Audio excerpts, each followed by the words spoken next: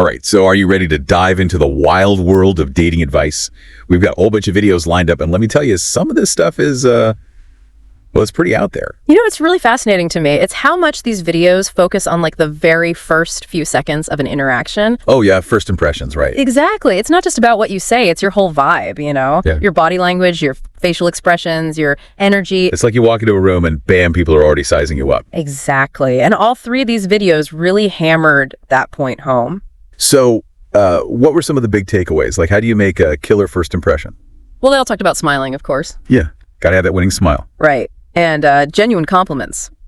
Okay, but nothing too over the top, right? No, keep it real. Okay, so genuine compliments, and was there anything else? Oh, yeah. A couple of them even mentioned like a light touch on the arm. Whoa, hold on a second. Yeah. Are we talking about like a full-on arm grab here? Yeah. No, not a grab. More like a brief touch. You know, if the vibe is right and it feels natural. Okay, so we're talking about like a gentle tap, maybe? Yeah, something like that. Just a way to create a little bit of warmth and connection, you know? Okay, I can see how that could work. But is that all it takes? Just be a smiling, compliment-giving, arm-touching dude? Well, 2 of the videos said that's not quite enough. Oh, really? Yeah, they actually said that just being nice can actually work against you. Whoa, seriously? So ditch the nice guy act. Well, it's not about being a jerk. Okay, good, because I was about to say. It's more about being playful, you know? Yeah. Challenging her a little bit, even teasing her responses. Wait, so are you saying I should like disagree with everything she says? No, it's not about being contrary. It's about having a little fun with it, you know? Like maybe you playfully disagree with her opinion on something or tease her about a quirky habit. So like, let's say she tells me she loves pineapple on pizza. Ooh, that's a tough one. Right. Should I like pretend to be horrified? Stage a walkout? Yeah. Maybe not a walkout. But you could say something like, pineapple on pizza. You're a brave soul. I'm more of a purist, but I admire your adventurous spirit, you know?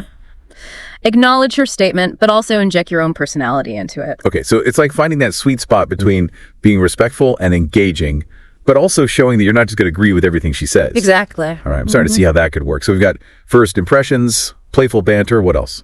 Well, another big theme was this idea of shifting the focus to her. Oh yeah, the classic be a good listener advice, right? Right, but 2 of the videos took it a step further. Oh really? How so? One of them actually said to listen like a therapist. Listen like a therapist. Okay, that's a new one. Right, I thought it was a pretty funny analogy, but it makes sense, you know? It's not just about asking questions, it's about really absorbing what she's saying and responding in a way that shows you're engaged. So it's not just like firing off a bunch of random questions. Exactly, it's about weaving them naturally into the conversation. You know, maybe she mentions a recent trip. Instead of just saying, oh, cool, you could ask, what was your favorite part? Or did you try any interesting food? Okay, so it's about being genuinely curious and showing her that you're actually interested in getting to know her. Exactly. And that can be incredibly attractive. You know, everyone wants to feel like they're being truly listened to. All right, that makes sense. Yeah. Now, this next one, I'm a little bit, I don't know about this one. Oh, which one is that? One of the videos said that holding back some information about yourself can actually work in your favor. Oh, yeah, the whole mystery thing. Yeah, is that just plain hard to get? It can be, but it doesn't have to be manipulative. The idea is not to be evasive or secretive, but just to avoid oversharing too early. So, like, don't spill your guts on the first date. Pretty much. It's about keeping her intrigued, wanting to learn more. So instead of giving her my whole life story, I should just offer like a little sneak peek, a teaser trailer. Exactly. And you can even use this to your advantage by weaving in little hints or clues about your interests or experiences without giving everything away at once. Okay, I can kind of see the appeal of that. It's like creating a sense of anticipation. Right. But it's a delicate balance. You don't want to be too vague or elusive, or she might lose interest. So just a sprinkle of mystery. Exactly. Just enough to keep her guessing. Okay, I'm starting to get the hang of this. Be playful, be a good listener, add a dash of mystery. Sounds like a recipe for a pretty interesting conversation. It is. And remember, the most important ingredient is authenticity. Be yourself, relax, and enjoy the interaction. Okay, good advice. So far, we've covered first impressions, playful banter, active listening, and a sprinkle of mystery. What else did these dating gurus have to say? Well, one of the videos threw in a real curveball with this whole concept of tests. Tests, like pop quizzes on dating etiquette. Not literally, but apparently women might subconsciously test men during conversations to gauge their sincerity, their confidence, you know, their overall worthiness. Whoa, hold on. So I'm being tested. What kind of tests are we talking about here? It's not like a written exam or anything. It's more like subtle challenges or pushbacks to see how you react. Imagine she says something like, I bet you say that to all the girls. Or maybe she teases you about your taste in music or challenges your opinion on something.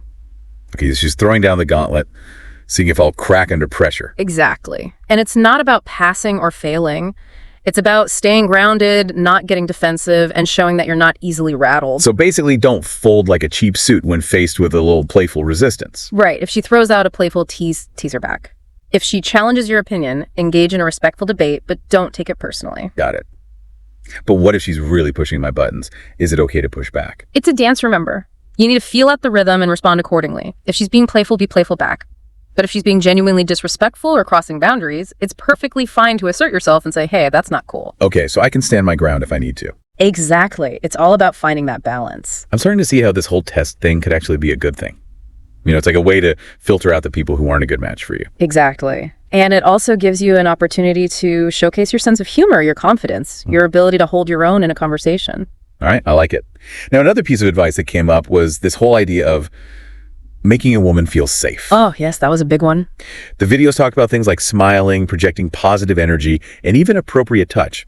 I can see how these could create a sense of warmth and connection, but I'm also a little wary of the make her feel safe framing. Yeah. You know, like it kind of puts the responsibility on men to manage women's emotions. I understand your hesitation, and it's important to remember that we can't control how someone else feels. What we can do is create an environment where they feel comfortable, respected, and at ease. So it's not about men swooping in as knights in shining armor. Exactly. It's about being aware of your own energy and how you're coming across. Are you approachable? Are you respectful of her personal space? Are you listening attentively? These are all things that contribute to a positive and comfortable dynamic. Okay, so it's less about making her feel safe and more about creating a space where everyone feels comfortable, respected, and free to be themselves. Precisely. And that involves active listening, clear communication, and a willingness to adjust your approach based on the other person's responses. That makes sense. So we've talked about first impressions, playful banter, active listening, creating a sense of safety and comfort. What else did these dating experts have up their sleeves? Well, one of the videos had this interesting idea about not being too neutral or too nice. Oh, really? Yeah, they even used the term Mr. Plain to describe guys who stick to straightforward, logical conversations. Mr. Plain. Ouch. That's gotta hurt. Right. But they had a point. Sometimes those initial conversations can feel a bit dry if they're purely focused on facts and figures. Yeah, like if you're just exchanging basic information. It's like a conversational snooze fest. Exactly.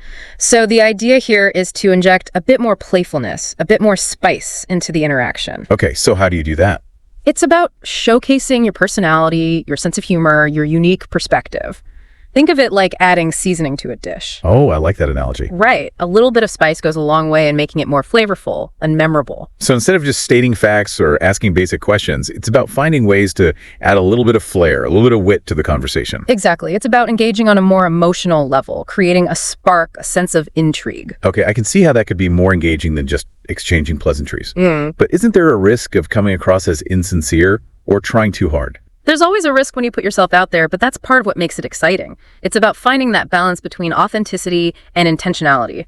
You want to be true to yourself while also making an effort to connect with the other person. So it's not about putting on a fake persona or trying to be someone you're not. Exactly. But rather about highlighting the aspects of your personality that are engaging and attractive. Precisely. And it's about having fun with the conversation, being willing to take risks and not taking yourself too seriously. All right.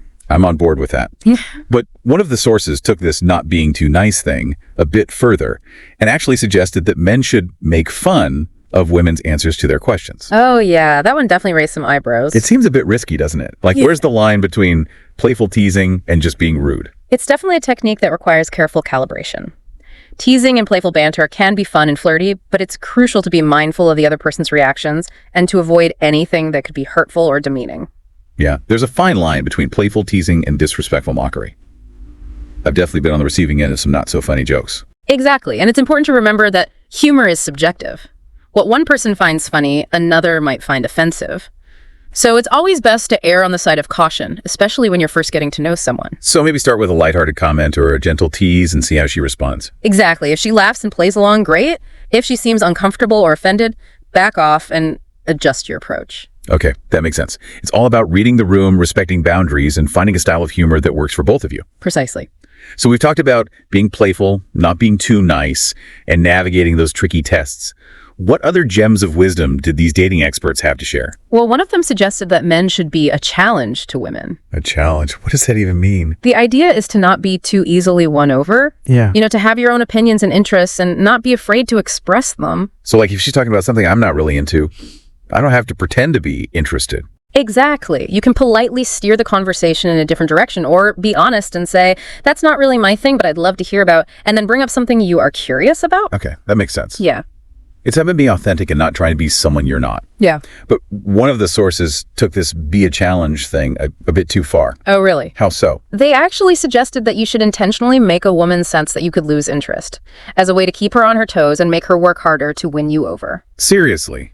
That just seems mean. It can be if it's not done authentically. The idea here is not to play games or manipulate her emotions, but rather to showcase your own self-assurance and not appear overly eager or needy. So it's not about trying to make her feel insecure. No, not at all. But rather about demonstrating that you have your own life, your own interests, and that you're not solely focused on winning her approval. Exactly. It's about being comfortable in your own skin and allowing the relationship to develop organically rather than trying to force it. I like that. It's about recognizing that attraction is a two-way street, and that the best connections are built on mutual interest, respect, and a sense of ease.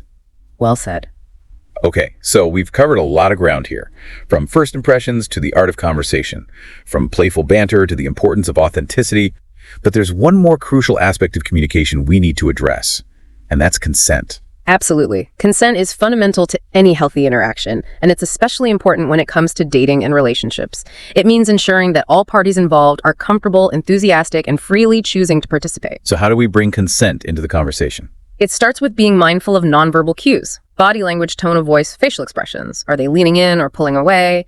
Do they seem engaged or uncomfortable? Are they reciprocating your advances or setting boundaries? So it's not just about what they say, but also about how they're reacting to what you're saying and doing. Exactly. And it's important to be respectful of those cues, even if they don't align with your desires or expectations. So if she seems hesitant or unsure, it's better to back off and clarify, than to push forward and risk making her uncomfortable. Absolutely. Consent is about respecting another person's autonomy and agency, and that means honoring their boundaries, even if they're not explicitly stated. Now, what about verbal consent? How do we bring that into the conversation in a way that feels natural and not awkward? It doesn't have to be a formal declaration. It can be as simple as asking, is this okay? Or are you comfortable with this? It can also involve checking in throughout the interaction, saying things like, how are you feeling? Or do you want to keep talking? So it's about creating a space where open communication is encouraged and where it's safe to express boundaries or discomfort. Exactly. It's about making it clear that you value her feelings and that you're not going to pressure her into anything she's not comfortable with. I like that. It's about creating a sense of mutual respect and understanding where both parties feel empowered to communicate their needs and desires. Precisely. And it's important to remember that consent is ongoing. It can be given and withdrawn at any time, and it's crucial to be responsive to those changes. Okay, so we've delved into the nuances of consent, but let's zoom out for a moment and consider the bigger picture. We've been analyzing this dating advice, but how much of it is truly universal? And how much is shaped by social norms and expectations? I mean, we're all products of our environment, right? That's a crucial point. We can't talk about communication and attraction without acknowledging the larger cultural forces at play. Gender roles, societal expectations, media representations, all of these factors shape how we interact with each other. Right. We're not operating in a vacuum. We bring our own experiences, expectations, and cultural baggage to every interaction. So maybe it's not just about learning specific techniques or following a set of rules, but rather about developing a deeper understanding of ourselves, our biases, and the broader social context in which we're operating. That's a powerful insight. It's about cultivating self-awareness, empathy, and a willingness to challenge our own assumptions. I like that. It's about approaching communication with a sense of curiosity, humility, and a desire to learn and grow. Beautifully put. And it's a journey, not a destination. We're all constantly evolving and learning, and that's what makes communication so dynamic and fascinating. Speaking of journeys, one of the sources really emphasized this idea of being manly when talking to women. They even went so far as to suggest that men should stick to traditionally masculine interests and avoid showing weakness or vulnerability. That seems a bit outdated, doesn't it? Absolutely. The idea of a rigid man code is outdated and harmful. It limits men's emotional range and perpetuates unhealthy stereotypes about what it means to be masculine. Right. It's not unmanly to express emotions, to be sensitive, to care about things that aren't traditionally associated with masculinity. Exactly. Strength and vulnerability are not mutually exclusive. In fact, the ability to be both strong and vulnerable is a sign of true emotional maturity. So maybe instead of trying to fit into a narrow definition of masculinity, it's more about embracing the full spectrum of human emotions and experiences. Absolutely. And it's about recognizing that there's no one right way to be a man. We all have our own unique strengths, weaknesses, and ways of expressing ourselves. I love that. It's about celebrating individuality, authenticity, and a full range of human expression. Precisely. And it's about creating a world where men feel free to be themselves without fear of judgment or rejection. Okay, so we've tackled this idea of manliness. But let's talk about a quality that came up again and again. Confidence. It seems like everyone agrees that confidence is key. What does that really mean in practice? Confidence is not about arrogance or bravado. It's about a deep-seated belief in your own worth and value. It's about feeling comfortable in your own skin and not seeking validation from others. So it's an internal state of being rather than an external performance. Exactly. It's about knowing who you are, what you stand for, and what you bring to the table. And it radiates outward in how you carry yourself, how you speak, how you interact with others. So maybe instead of trying to act confident, it's more about cultivating a genuine sense of self-worth and letting that shine through. Beautifully put. And that involves self-reflection, self-acceptance, and a willingness to embrace both your strengths and your weaknesses. I like that. It's about owning your whole self, imperfections and all. Exactly. And it's about recognizing that confidence is not a fixed trait. It's something that can be developed and strengthened over time through practice, perseverance, and self-compassion. Now, as we wrap up this part of our deep dive, I want to circle back to a point we touched on earlier, this idea that communication is a two-way street. It's not just about what we say and do, but also about how we respond to the other person. Absolutely.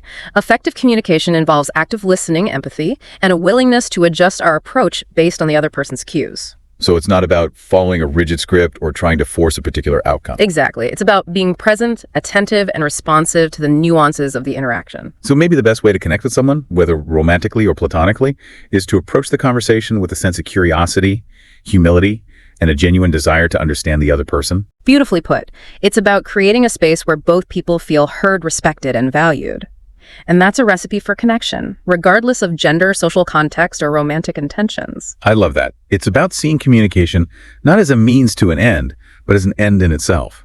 A way to build bridges, foster understanding, and create meaningful connections. Well said. And remember, the journey of communication is ongoing. There's always more to learn, more to explore, and more ways to deepen our connections with the people around us.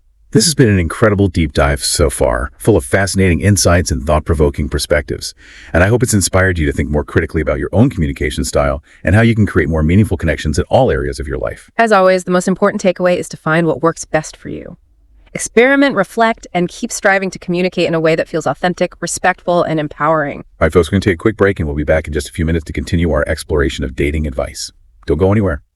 Okay, so we're back and ready to dive back into this mountain of dating advice. You know, one thing that really stood out to me was how much emphasis there was on this idea of not revealing too much about yourself too soon. Oh yeah, I remember that. One video called it being mysterious, and another one warned against oversharing. Right. It's like you don't want to lay all your cards on the table right away. So what's the right approach? How do you find that balance between being open and being a little bit mysterious? Well, think of it like peeling back the layers of an onion. You don't want to overwhelm her with your entire life story all at once. Okay, so no rambling monologues about my childhood pet hamster.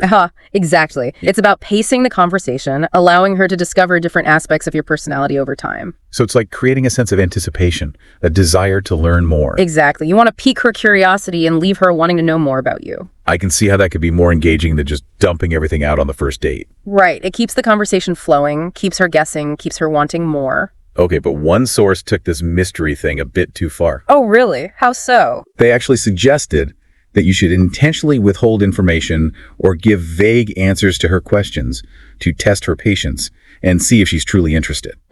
Yeah. That's definitely a risky strategy. It can come across as manipulative or just plain confusing. Right, like I'm not trying to play mind games here. Exactly. The goal is to create intrigue, not confusion or frustration. So maybe instead of intentionally withholding information, it's more about being selective about what you share and when you share it. That's a much healthier approach. It's about being mindful of boundaries, respecting the pace of the conversation, and allowing the relationship to develop organically. Okay, that makes sense. It's about finding that balance between openness and discretion, sharing enough to keep her interested, while also leaving some things to be discovered over time. Precisely. It's about creating a sense of intrigue without resorting to manipulative tactics. All right, I can get on board with that. Yeah. So we've talked about being a little bit mysterious, not oversharing. Yeah. What else did these dating gurus have to say? Well, one of the videos brought up this interesting idea of creating competition. Competition? Like, what am I supposed to challenge her to a duel? No, not like that. It's more about subtly suggesting that you have other options, other women who are interested in you. Wait, so I should like name drop other women I've been on dates with? No, not necessarily. It's more about projecting an air of confidence and desirability. You know, letting her know that you're a catch. Okay, so don't be a braggart, but don't be a pushover either. Right. It's about finding that balance. But one of the sources took this competition thing to a whole other level. They actually suggested that you should flirt with other women in front of her. Whoa, hold on. That's a bit extreme, don't you think? Yeah, that just seems like a recipe for disaster. It can definitely backfire and make you seem disrespectful or immature. Right. Like, who wants to date a guy who's constantly trying to make them jealous? Exactly. It's important to remember that respect is key in any relationship. Whether you're trying to attract a romantic partner or build a friendship, you need to treat the other person with kindness and consideration. Okay, so creating a little bit of healthy competition might be okay, but don't go overboard with it. Exactly. It's all about finding that balance. Now, another theme that came up was this idea of demonstrating your value. Oh, yes, that's a big one in the dating advice world. But it can feel kind of icky, right? Like, I don't want to come across as arrogant or boastful. I understand. It's a delicate balance. The idea is not to brag about your accomplishments or material possessions. Okay, so no showing off my fancy car or my impressive salary. Right. It's more about subtly conveying your positive qualities, your passions, your sense of humor. So, like, if I'm a volunteer firefighter, I can casually mention that I saved a cat from a tree last week. Sure. That's a great example. It shows that you're a caring and courageous person without being overtly boastful. Okay, so it's about letting your actions speak louder than words. Exactly. And it's about being genuine and authentic. People can spot a fake from a mile away. All right, that makes sense. So demonstrating your value is about showcasing your best qualities without being a show-off. Okay, so we've covered a lot of ground here. From being mysterious, to creating competition, to demonstrating your value. What else do these dating experts have to say? Well, one of the videos had this interesting idea about breaking rapport. Breaking rapport. What does that even mean? It's kind of a counterintuitive technique. The idea is to intentionally create a little bit of distance or tension in the conversation. So, like, if things are going really well, I should suddenly turn cold and distant. No. It's not about being rude or dismissive. It's more about subtly challenging her, playfully disagreeing with her, maybe even teasing her a little bit. Okay, so it's like a way to keep her on her toes. Exactly. It's about creating a little bit of push and pull in the interaction. But why would you want to do that? I mean, if things are going well, why mess with a good thing? Well, the theory is that by creating a little bit of tension, you make yourself more interesting, more unpredictable. I don't know about that one. Yeah. It seems a bit risky. It can be if it's not done carefully. You don't want to push her away or make her feel uncomfortable. Right, like I'm not trying to play mind games here. Exactly. The goal is to create a little bit of spark, a little bit of excitement. Okay, so maybe a little bit of playful teasing or disagreement can be a good thing. Yeah. But don't go overboard with it. Precisely. It's all about finding that balance. Now, another piece of advice that came up was this whole idea of leading the interaction. Oh, yes. That's a classic. But it can feel a bit domineering, right? Like I don't want to come across as controlling or bossy. I understand. It's not about dictating every move or making all the decisions. It's more about subtly guiding the conversation and setting the tone for the interaction. So, like, if I want to go for a walk, I should just say, let's go for a walk, instead of, do you want to go for a walk? Exactly. It's about being assertive and decisive without being aggressive or demanding. Okay, so it's about taking initiative, but also being respectful of her wishes. Right. It's about finding that balance. But one of the sources took this leading thing a bit too far. They actually suggested that you should physically lead her through a crowded room or pull her closer to you during a conversation. Whoa, hold on. That's definitely crossing a line. Yeah, that just seems creepy and disrespectful. It is. It's important to remember that physical touch should always be consensual and respectful. Exactly. No grabbing, pulling, or invading her personal space. Right. It's about creating a comfortable and safe environment where she feels respected and empowered. Okay, so leading the interaction is about being assertive and decisive,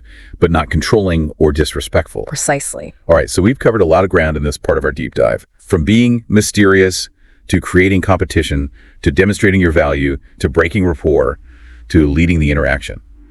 What else did these dating experts have to share? Well, one of the videos talked about the importance of escalating physical touch. Ooh, okay. This is where things get a little bit tricky. It can be if it's not done carefully and respectfully. All right, because nobody wants to feel pressured or uncomfortable. Exactly. The key is to start with subtle touches, like a light touch on the arm or shoulder, and then gradually escalate to more intimate touches if she seems receptive. So, like, if she pulls away or seems uncomfortable, I should back off immediately. Absolutely. Always respect her boundaries and never pressure her into anything she's not comfortable with. Okay, good advice.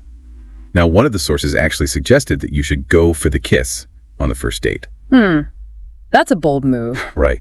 Is that really a good idea? It depends on the situation and the vibe you're getting from her. If you've been flirting and there's a lot of chemistry, a kiss on the first date might feel natural and exciting. Okay, but what if she's not into it? Then you respect her decision and back off gracefully. It's important to remember that consent is always key. Exactly. No means no. And a maybe means no, too. Right. It's always better to err on the side of caution and make sure she's comfortable and enthusiastic before making any moves. Okay, so escalating physical touch is about reading the signals, being respectful, and always prioritizing consent. Exactly. All right, that makes sense. So we've covered a lot of ground here, from being mysterious to creating competition, to demonstrating your value, to breaking rapport, to leading the interaction, to escalating physical touch. What other gems of wisdom do these dating experts have to share? So we just spent like an hour talking about all this dating advice. A lot of information to unpack, right? Yeah, and I'm still kind of wondering, like, how much of this stuff is actually specific to dating? Oh, that's a really interesting question. Like, we've been focusing on this idea of attracting women, but a lot of what we've talked about seems like it could apply to any kind of relationship. You're absolutely right. Think about it. Active listening, showing genuine interest, being respectful. Those are all qualities that make you a better communicator overall. Exactly. Like, I don't need a dating coach to tell me that being a good listener is important. Right.